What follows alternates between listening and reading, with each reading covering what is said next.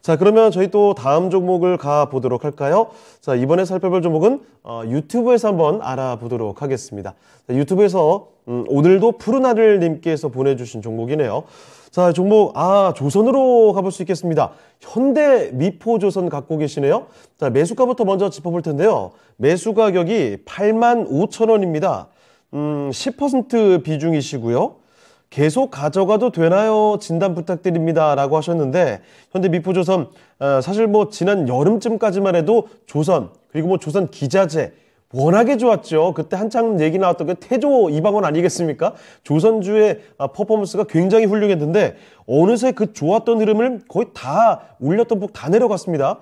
특히 오늘장 보시죠. 오늘 현대미포조선이 6.79% 갑자기 훅 빠졌어요. 자, 그래서 그 이전에 여름 때 한참 올려놨던 그 주가를 오늘 정말 다 토해냈다라고 볼 수가 있을 텐데, 지난 8월 25일 고점 대비해서 거의 30% 가까이 빠져 있습니다.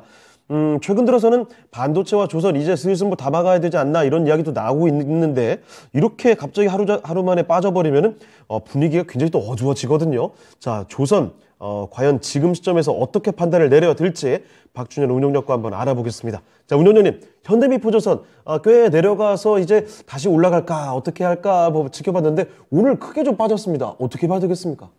예, 오늘 많이 떨어졌네요. 예.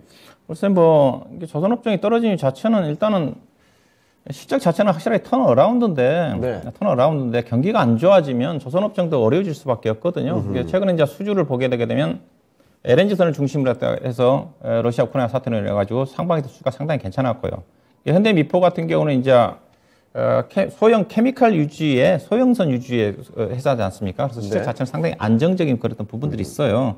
근데 이제 조선업황 자체도 하반기 들어서 수주가 상대적으로 좀 많이 떨어지고 있고, 그 이유 자체가 아무래도 전방 산업이 자체가 해운업황을 봐야 되는데, 해운업황 자체가 지금 상하이 컨테이너 운임 지수가 지금 거의 지금 고점대 3분의 1 통, 4분의 1통만 닿지 않습니까? 예. 벌크선 지수 자체도 지금 거의 바닥권이고, 결국 운임 지수가 떨어진다는 자체는 선박 물동량 자체가 줄어드는 거니까, 그러면 이제 컨테이너 업종을 중심으로 해가지고 이런 어떤 케미칼선이나 중심이라 해서 발주 자체가 줄어들 수밖에 없는 거죠. 이제 이런 영향이 전반적으로 경기 침체에 이제 조선업종도 피해 갈 수 없는 그런 업종으로 좀 됐다고 좀 봐야 될 것 같고요. 예. 그래서 조선업종 자체는 이제 확실하게 턴어라운드지만은 문제 자체는 주가 자체가 엄청 비싸다는 거죠.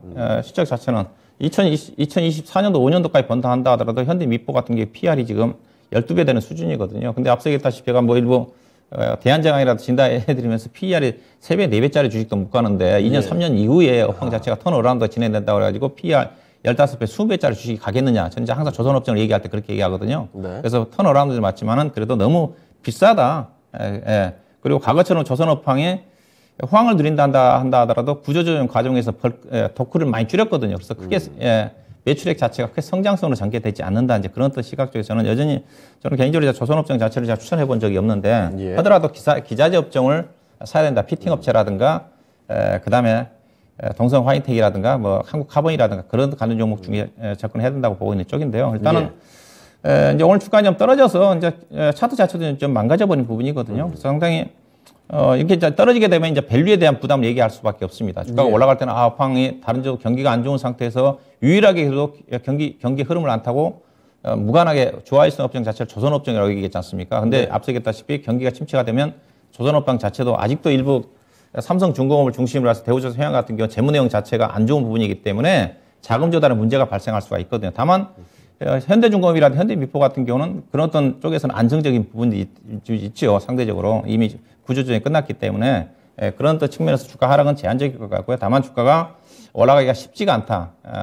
다른 것들이 전반적으로 밸류 자체가 하향되는 국면 속에서 조선업황 자체가 턴어라운드는 확실하지만은 2024년도 5년도에 현대중공업 같은 게 PR이 10배가 넘거든요. 네. 그런 측면을 고려해 온다는 주가 상승은 제한적이다.